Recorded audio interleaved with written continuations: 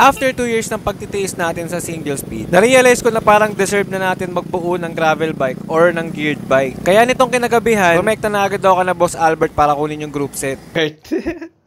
Man, thank you, Gagi. Oh, yun Ako, ito naman yung project ko next time. Itong road bike. Kala ko display na lang yan. Gumagana yan. Hanggang ngayon, gumagana yan. Pero, yun nga lang, di ako kontento eh. So, ito yung group set na kukunin natin. Saram siya. Di ko muna sasabihin kung ano yung model. Sa bike check na lang. Sulit yan mga pare. Presyong kapatid. Maraming salamat, Albert. Sa mga nakakita na ng whole bike, wag muna kayo maingay ha. Kinabukasan, ito na yung frame set na kukunin natin. Actually, whole bike talaga siya binenta sa akin. Shimano Sora group set yung nakalagay. So, kailangan natin i-out muna yon bago natin mailagay yung SRAM. Shoutout pala kay Mix, pre. Thank you sa presyong kapatid na whole bike. So, after natin maiuwi yung bike, nag-book agad tayo ng Lalamove para rumekta sa Build Cycles Makati. Doon natin ipapatayo yung bike. Lalamove Gaming muna tayo sa L300.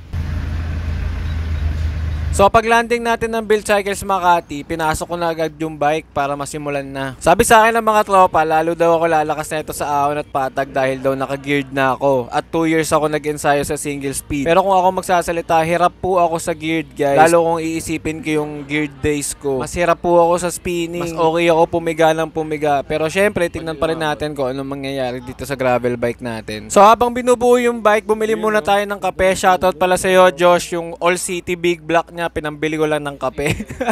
Maraming salamat, Josh. Si Josh pala isa sa mekaniko ng Build Cycles. Ayan. Smile ka naman, Lods.